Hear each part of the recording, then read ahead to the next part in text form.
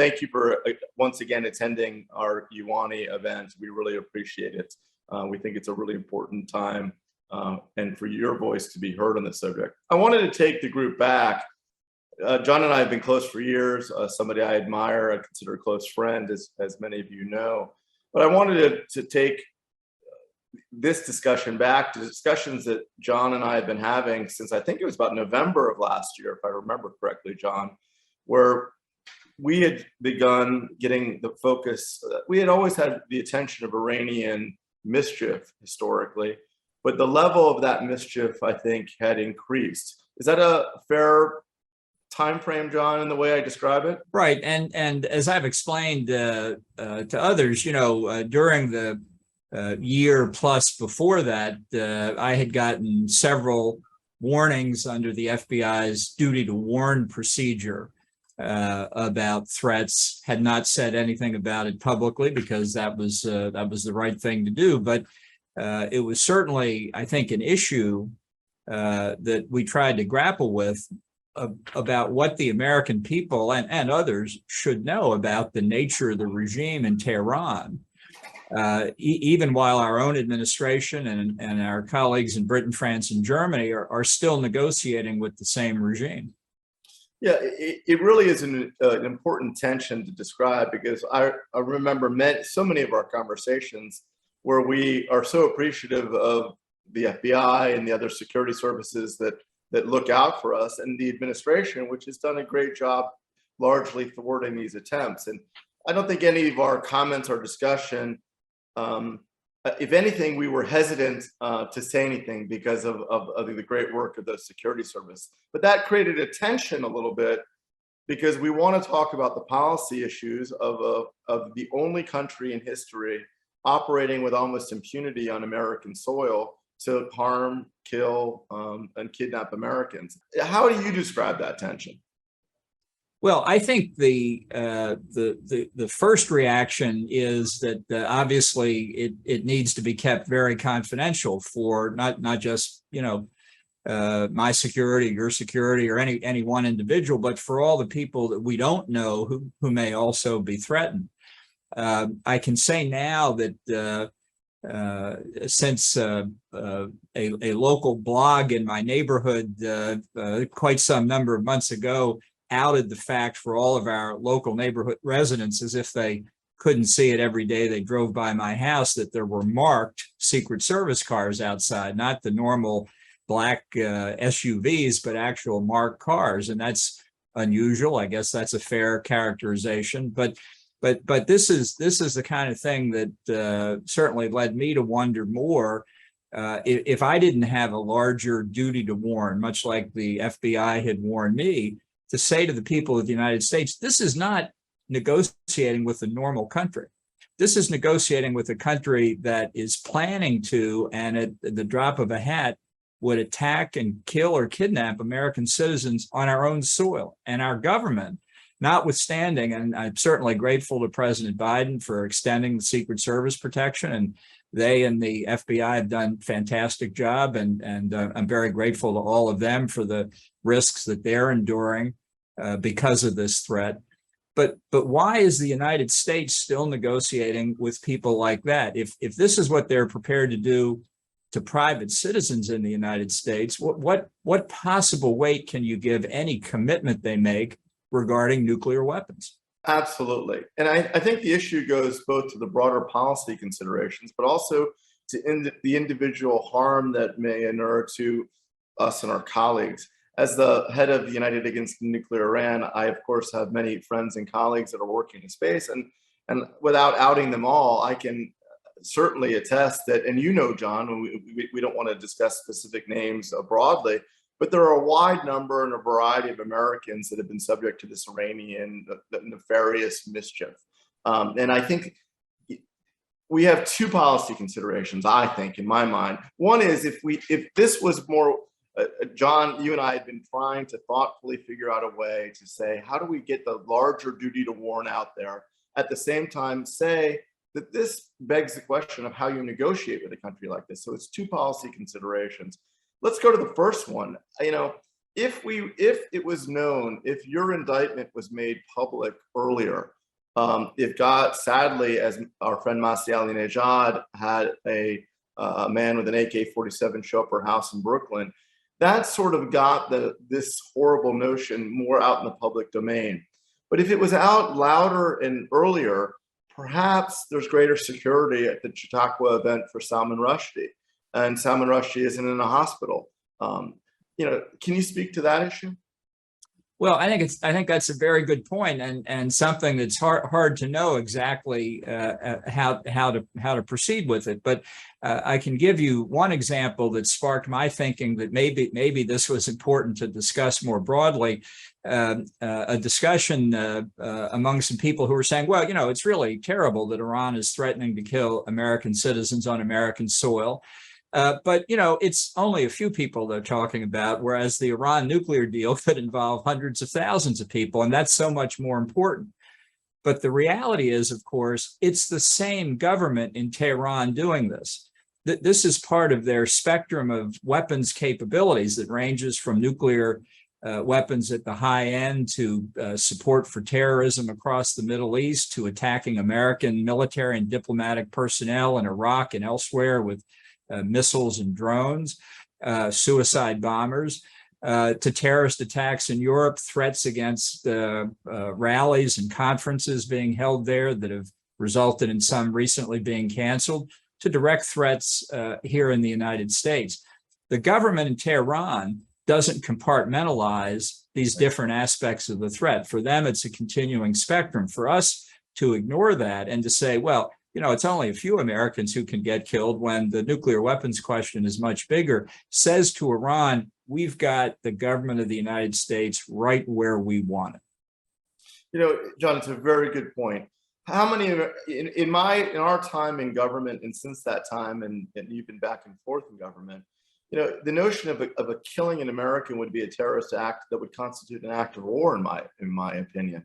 I think any attack on any American, regardless of political affiliation, politics should have nothing to do with it. In my mind, is an act of war. But let's remind, and this probably doesn't allay the fears of your neighbors, but Iran, in these attempted murders and assassinations of you and others, they were not solely trying to meticulously take you out with some sort of sniper shot. These would have been mass casualty events that they were attempting. When they tried to kill our friend Adel Al-Jubeir at Cafe Milano, they were going to blow up the restaurant of Cafe Milano in Washington. There have been many discussions about that. The gentleman, that's the wrong word. The man that was at Masih Ali-Nejad's doorstep had an AK-47 in a crowded Brooklyn neighborhood. The plot to kill you would have involved potentially mass casualties. I think the question is how many Americans need to be harmed, killed, before we say it's an act of war requiring a more decisive response? I'm not saying, look, nobody wants war, but I think if we don't encourage deterrence by saying a decisive military type response, we are inviting a larger conventional war. Can you speak to that? Yeah. Well, I don't get out to the Cafe Milano as often as Adel El-Jubeir did, but really it's something that people need to think about as to who else is in jeopardy as a result of the targeted threats against present and former U.S. government officials and just plain civilian American citizens or residents here in the United States.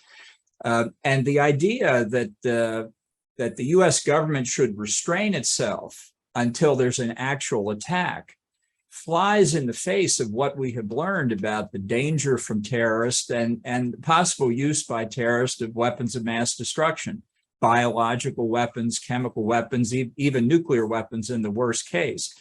In our prior government incarnations, we talked about when you take action before the United States or its citizens are attacked to prevent the larger damage. And we're doing exactly the opposite of that now. We're basically saying, if you kill an American, bad things will happen. That's certainly the right thing to say, but it's not enough. And at the same time, we're making concessions in the nuclear negotiations in Vienna. And if I were sitting in Tehran, I would look at all this information spread out in front of me and say, we are in no danger. We can act with impunity. when it suits us at a time and a place of our choosing in Iran, not what the Americans want. And that puts Tehran in a position of leverage and us in a position of weakness. John, you hit on a subject that I think is very important. It's the deterrence issue of these planned attacks. I'm aware of no country operating the way Iran is operating on American soil to target and kill Americans in our history, actually, to the degree that the Iranians are. We're in a new territory here. This isn't as terrible as it was Al-Qaeda operating here, a terrorist group. This isn't a state-sponsored group of terror. This is a terror state that is acting on American soil to take this action against American citizens, and a wide number of them. We won't just divulge all of them here, but a wide number of them. Our friend Jake Sullivan put out a statement early this year that received little attention, basically saying, look, if Iran successfully harms an American, there's going to be hell to pay. That was the sum and substance of the statement. And look, we appreciate, I know you and I have talked about it, we appreciate that. But I think that the issue that we're at is deterrence. Shouldn't the statement have said, if you continue to plot, if you continue to act on American soil, you will face consequences, not if you're successful. That would make both of us sleep better at night, and sure the many others that are the focus of some of this mischief sleep better. Can you speak to the deterrence issue?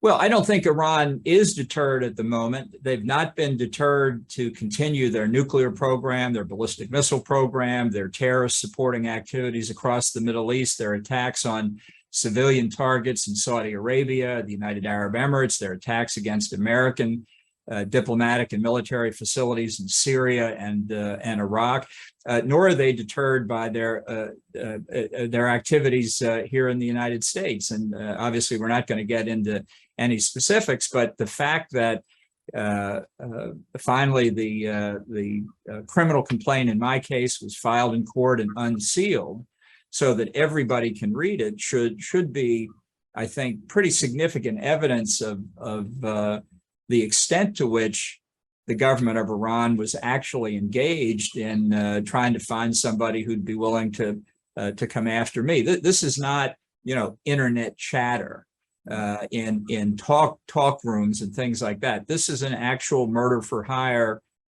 plan in operation. And again, I won't speak to all the others that are under similar threats, but the unsealed criminal complaint in my case, I think, speaks volumes about what the seriousness and the extent to which the government of Iran is going after this. So what that shows is there's no deterrence at all. And the fact is, we have to concede there's almost certainly a lot we don't know. Maybe more in the United States, maybe more against our friends and allies in Europe and Israel and the Arab states of the Middle East, of dozens, maybe hundreds of people who are in jeopardy. These are not the actions of a normal state, because Iran is not a normal state. And yet here we are, to come back to the nuclear negotiations, acting as if we're dealing with a country that's not trying to kill the people who formerly sat in the very jobs of the people doing and supervising the negotiations with Iran. So I think our quarrel, if we even have one, it's a slim policy dispute that we have here. But I think we've talked about it a lot. We are highly appreciative and commend our government and other governments for the efforts they're taking to protect you and other American citizens, me. I think our concern is that there isn't enough being done to deter those continued attacks. That's the sum and substance of our issue on the policy debate here. Is that fair? Well, I think it's certainly fair to say that there's no stinting in the U.S. government's effort to protect the people who are endangered, and we're obviously grateful for that, and should recognize the policy as being correct. But the fact that it doesn't go far enough is not a concern that adheres merely to our safety. It's the larger safety of the country that is put at risk when the policy doesn't see the broader implications, which I think, unfortunately, is what's happening here. So I think in our discussions that we've had, we would say the message needs to be loud and clear that the Iranians must understand they cannot continue to plan these attacks, much less be successful on those attacks, because security of Americans, we're talking potential mass casualty attacks. Although I think that when we start getting into the calculus, if it does it take 1 American, 5 Americans, 10 or 100 Americans to be killed or maimed by one of these attacks for us to respond is not the right calculus. The calculus is to deter these continued attacks. Let's shift to the policy issue on the compartmentalizing, if you will. I think that there's a disconnect between the way our Western negotiators and our friends, we know many of them, are negotiating the Iran deal in good faith. You and I might disagree with some elements of that, but there's a belief amongst the Western teams, the United States and our Western allies, that somehow we can compartmentalize and have a deal on a larger nuclear issue, and at the same time ignore Iran's terror, both here, its mischief making and attacks in the region, its ballistic missile testing and the like. I think that that is a big disconnect. I think that there's a belief in the West that we can compartmentalize, but in Iranian culture and in the culture of the Middle East, there's no such compartmentalization. What are your views on that? Yeah, well, I think the 2015 deal with Iran and the current negotiations share the same common fallacy as many arms control negotiations, and it's a focus on something that can be focused on, something that can be counted, as opposed to the bigger problem. It's like the joke of the drunk looking at the ground under a big street lamp, and a fella comes up and says to the drunk, what are you looking for? He says, I'm looking for my car keys. And the guy says, well, did you drop them here? And drunk says, no, I don't think so. And the guy says, well, why are you looking under the lamppost? The guy says, because the light's better here. So that's what this deal is all about. They are focused on issues that reflect only a very limited nature of the threat from the Iranian regime. Our friends in the Middle East are very well aware of the scope of this threat because they're under terrorist attack or the threat of terrorist attack almost every day.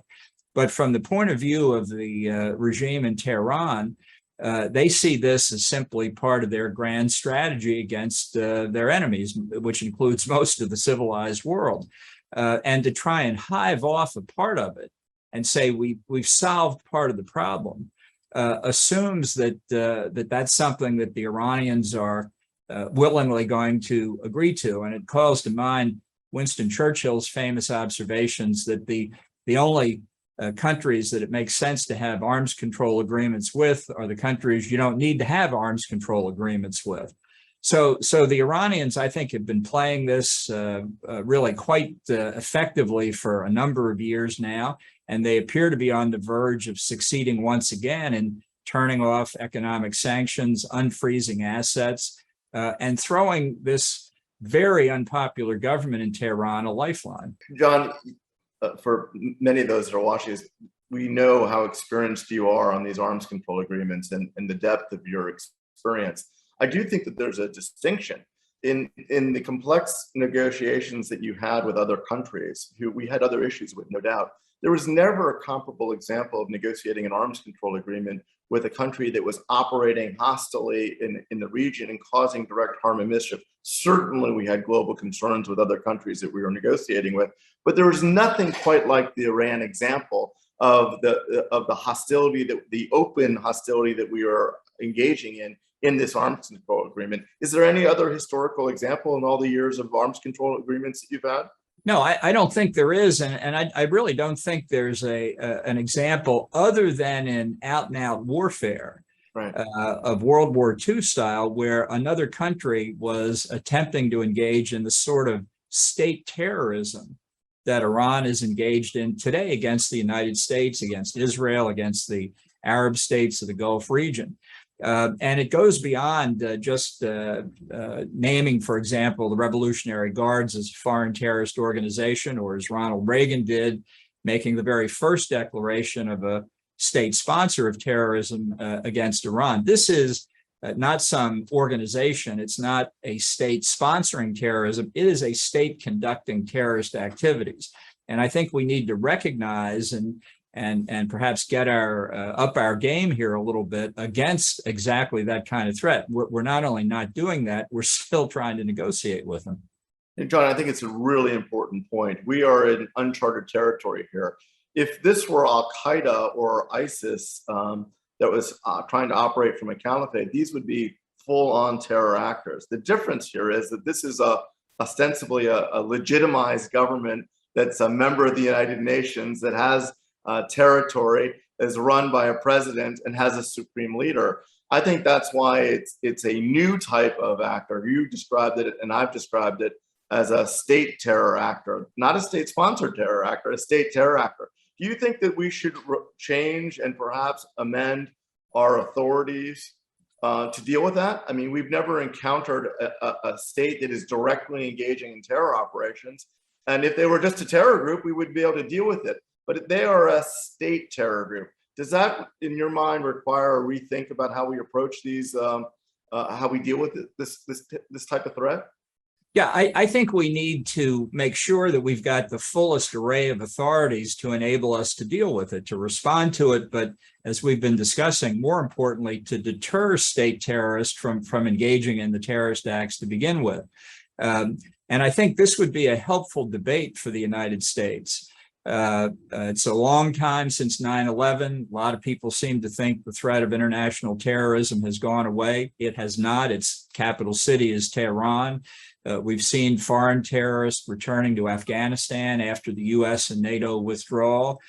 We know from documents we collected after overthrowing the Taliban and Al-Qaeda after 9/11 in 2001 that chemical, biological, and nuclear weapons were very much on their priority list. This is something that terrorists would dream of getting the capability for. We've just all gone through the coronavirus pandemic. If you want to know what a biological weapons attack might look like, we have experienced it in the natural phase. So I think this would be a very useful debate in the United States to talk about a new category, not just foreign terrorist organizations, not just state sponsorship of terrorism, but a new category that fits Iran precisely.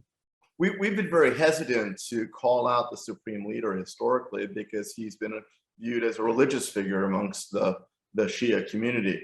I believe that we should call and designate the supreme leader much more broadly as a terrorist, because he's the head of a terrorist state. He is the supreme leader, and he's been hiding behind religious piety to oversee a terror state. I think it's high time that we designate him and treat him as a terrorist rather than as a religious figure. Do you agree with that? Yeah, yes, I do, because unless terrorism is part of the religion, when he acts in his capacity as head of a civil state in the international community, he is to be held responsible for it, just like any other head of state. The fact he's a cleric doesn't provide him with immunity or protection. And we need to say that honestly. And I think in the broader Islamic world, they would understand that exactly, and there'd be considerable support for that position. Yeah, I think it's high time for that. Look, we have to conclude in a minute, but I want to share one story that someone relayed to me. And it's a difficult, it's gonna be awkward for you, John, but then, that's part of the, doing these conferences. Somebody said to me that if John Kerry was the subject of the prosecution and indictment, that it would have received much more broad attention across the media. You and I have been close friends for a long time. I know Secretary Kerry. I certainly don't want anything to happen to Secretary Kerry. He's an American patriot. Even if I disagree with him on some things, I agree with him on others. But do you think that's true? Well, as you say, I don't wish John Kerry ill either, but I wonder what it would take to get the administration in Washington today to say, this killing Americans really bothers us enough that it's going to affect our outlook on the government of Iran as a whole, because that's the reaction that we're looking for. It's not a question simply of endangering individuals. It's what the adversary government is doing to us as a country. And I think we've been guilty for a number of years here, both mirror imaging with the negotiators from Iran, thinking, well, we're reasonable people, they're reasonable people too, when they're clearly not. And I think we've been guilty of moral equivalency of saying, well, they're just looking out after their interests as we're looking out after ours. That's not true either. I think the attack on Salman Rushdie did remind a lot of people across the political spectrum that this government in Tehran is malign beyond our customary definitions. And he's suffered grievous wounds as a result maybe of not talking enough about the nature of the threat from Iran. Let's not make that mistake again. God damn it, John. We tried to figure out a way to make this public in a right way without compromising security. Not you, because you're subject to these protections and we didn't want to run afoul of anything. But it took your indictment. It took a man with an AK-47 on the front stoop of Masih Ali-Nejad's house. And it took Salman Rushdie to have grievous wounds to have it even be in the public discourse. When you turn on our cable news networks, when you look in the newspaper, it hasn't received the attention it should have. And if it has, if we can get it more attention, maybe others won't be subject to the attacks like Salman Rushdie, Masih, and God forbid you. And I think that's one of the messages, the big message that you and I have been trying to convey for some time. Yeah, I think one thing that could happen that would maybe wake Tehran up a little bit, although I'm not counting on it, but I think if the administration said, look, as long as any threat against Americans proceeds, there are no more negotiations on going back into the 2015 nuclear deal. Absolutely. I agree with that. Some message, and we've heard from the administration that there have been some demarches made, if you will. I think that those demarches need to be followed up, if they aren't already, with a serious and decisive response if these threats continue. John, I want to thank you so much for everything that you do, and your voice in this is particularly important. Well, glad to be with you, even if only virtually, and I hope everything goes well. I appreciate it, John. We'll talk soon.